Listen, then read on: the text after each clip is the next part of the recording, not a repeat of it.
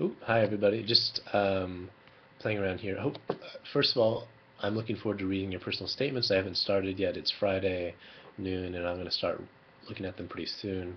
Today, I want to talk about two things. One is your Google papers and working in groups, and two are your blogs. So let me start with the blog real quick.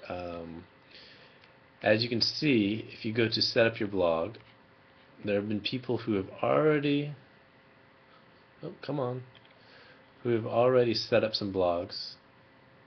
And what you can do is read any article that you want. It can be from any magazine, and you want to kind of try to understand what is the perspective or argument. You can use Blogger or WordPress.com, and you can see some people have used the ePeralta site, which is fine. You can do your own. So for instance, here is an article from the New York Times that I found. I was just kind of paging through different things. And this is about how the Obama administration is planning how we measure the success of schools and whether they fail or not. And this is obviously something interesting to me as a teacher and educator. And so I read it, and then I posted it on my site. I didn't write enough here, but what I want you to do is write a quick summary, 2 or 3 sentences, just what does it say, and then a couple words of reflection. And the idea is that you should be collecting articles that are interesting to you. Because later on, hopefully you'll be able to look through them, maybe find some things that would be interesting to use for your papers, or just as a way to kind of pay more attention to the arguments as we're studying them and analyzing them. This will make more sense down the road when we begin looking at inductive and deductive reasoning and logical fallacies. So really the blogs are kind of like online journals. And if you have a link there, then we'll be able to put them all in one place, and you'll be able to see other people's thinking and what they're kind of looking at and reading. So reading, you should be able to read many different kinds of places as long as they have arguments. You can watch videos that are posted, anything that you can find online. Okay. The second thing is your groups. So the formed and planned group Google Papers has been moved into this upcoming week's area.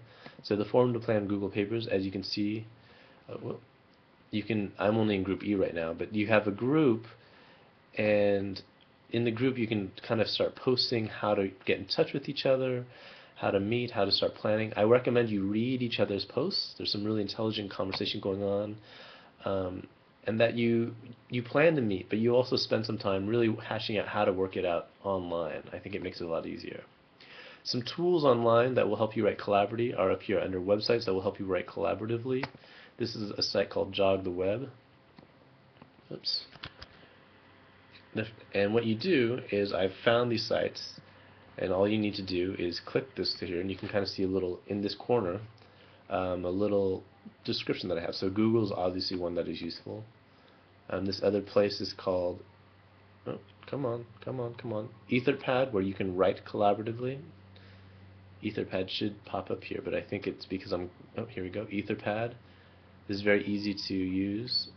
You can all decide to meet in one place and type together online or cut and paste something. There's a chat board on one side.